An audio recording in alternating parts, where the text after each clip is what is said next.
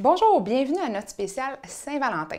Aujourd'hui, nous allons préparer mon dessert italien favori, soit un panna cotta à la vanille et aux fraises. J'ai besoin comme ingrédients un sachet ou 15 ml de gélatine, 3 cuillères à soupe ou 45 ml d'eau, une tasse et demie ou 375 ml de crème à cuisson 15 %, 4 onces de chocolat blanc, 2 cuillères à soupe ou 30 ml de sucre en poudre, 5 ml ou une cuillère à thé d'essence de vanille blanche, une tasse et demie ou 375 ml de yogourt nature 2 %. Pour la garniture aux fraises, j'ai besoin de 500 ml ou 2 tasses de fraises fraîches ou surgelées, de 45 ml ou 3 cuillères à soupe de sucre en poudre, puis de 5 ml ou une cuillère à thé d'essence de vanille blanche.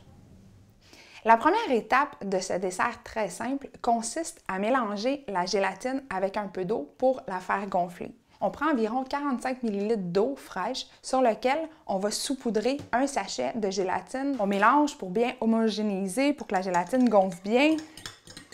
Puis on laisse gonfler, on réserve pendant 5 minutes. Pendant ce temps-là, je vais préparer la crème. Donc, je prends une casserole moyenne dans laquelle je vais ajouter la crème 15 %. J'ajoute ensuite le chocolat blanc. Plus il va être coupé en petits morceaux, plus ça va être rapide pour le faire fondre. J'ajoute ensuite un peu de sucre en poudre, donc environ 30 ml. J'ajoute également 5 ml d'essence de vanille blanche parce qu'elle permet de garder une couleur très blanche au dessert, donc très propre. L'essence de vanille blanche, c'est un petit peu comme le vinaigre balsamique blanc. Un coup qu'on l'a connu, on ne peut plus s'en passer.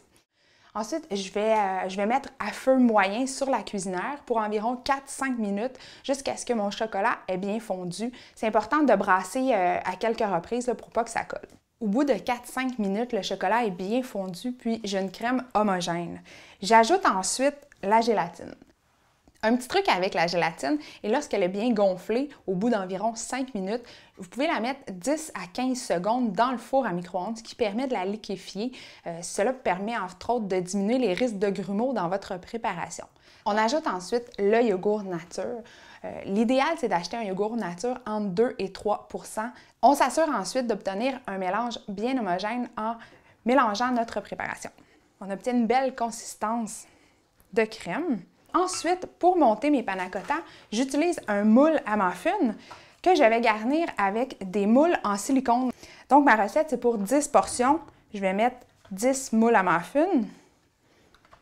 Je verse ensuite la préparation dans les moules. Je peux remplir les moules bien pleins. Ça ne fait pas des très grosses portions. Les panna cotta sont maintenant prêts. Il me reste uniquement à les couvrir d'une pellicule de plastique puis de les mettre au réfrigérateur pour un minimum de 2 heures ou jusqu'à ce qu'ils soient bien pris. Pour garnir les panna cotta à la vanille, nous allons préparer une garniture aux fraises.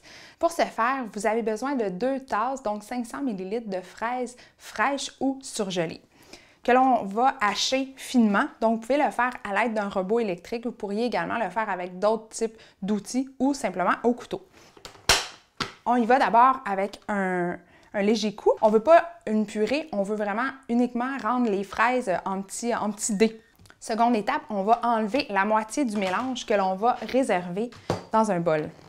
Avec la moitié restante, nous allons ensuite ajouter 3 cuillères à soupe, soit 45 ml de sucre en poudre, ainsi qu'une cuillère à thé, 5 ml de notre essence de vanille blanche. On mélange ensuite les fraises en purée avec les dés de fraises qu'on a réservés tout à l'heure. Ce qu'on veut, c'est une préparation qui va être hétérogène. On va bien mélanger nos 2 consistances de fraises. La préparation aux fraises est maintenant prête. On doit maintenant la couvrir d'une pellicule de plastique puis le laisser macérer environ 30 minutes pour que les saveurs se mélangent bien. La dernière étape de la préparation de notre dessert consiste à démouler les panna cotta puis à faire une belle présentation du dessert. Dans un premier temps, on prend notre crème. C'est important, avant de faire le démoulage, de décoller la crème du bord du moule en caoutchouc. Pour ce faire, on peut utiliser soit un couteau, soit aussi simplement ses doigts. Ça peut très bien fonctionner. On verse une cuillère, donc une belle grosse cuillère de notre garniture aux fraises dans l'assiette qu'on va étendre. Sur la préparation aux fraises, ensuite, on va démouler la crème, le panna cotta.